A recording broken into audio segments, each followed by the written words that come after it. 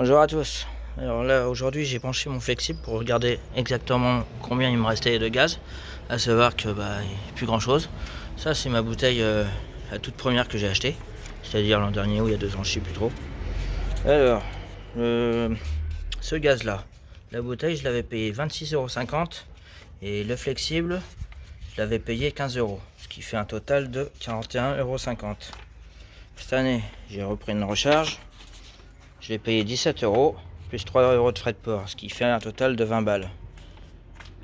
Et contrairement dans les garages et tout ça, vous me parlez de 50 balles, mais quand on paye 50 balles c'est en ville, ici on est en pleine campagne. On va dire que le prix de la recharge avec promo c'est 70 balles et sans la promo c'est un peu plus de 100 balles. Donc le choix est vite fait. Voici la seconde, celle que je m'apprête à mettre. Elle est pleine.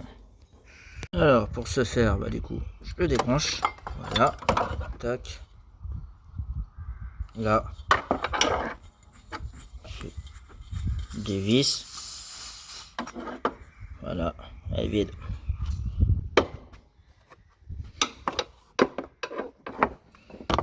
Ne pas oublier de redesserrer pour éviter de percer la bouteille directe. C'est mieux. On vérifie que ça passe bien. Voilà, y aller à fond. Revisser le flexible sur l'autre bouteille. Ok. Rebrancher.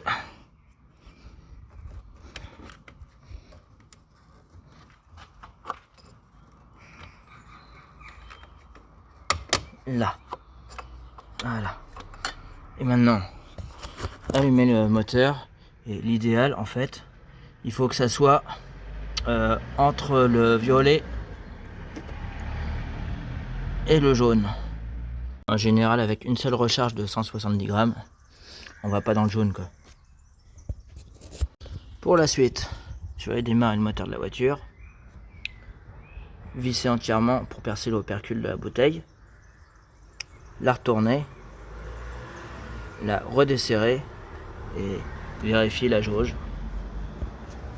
Maintenant, démarrer le moteur de la voiture, mettre la clé en route, vitesse 4.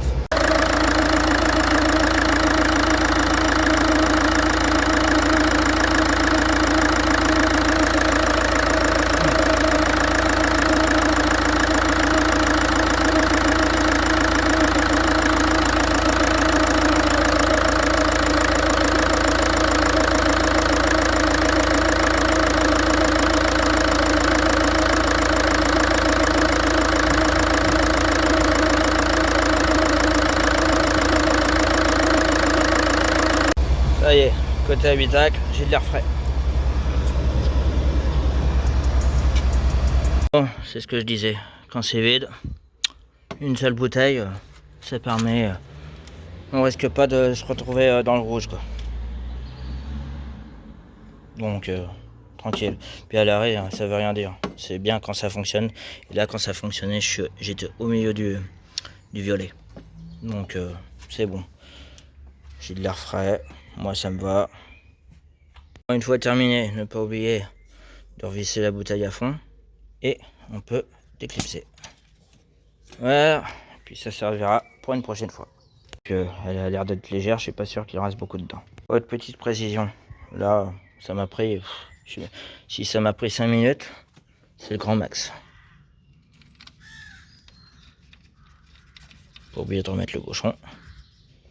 Bon, ça sert plus à un déco qu'autre chose, mais bon. Ah, autre petite précision. Certains vont me dire, si tu es obligé de recharger la clim, c'est que tu as une fuite. En même temps, je tiens à dire que j'ai une Peugeot 307 phase 1 de 2001. Donc autant dire que, oui, je pense que tous les joints doivent être poreux.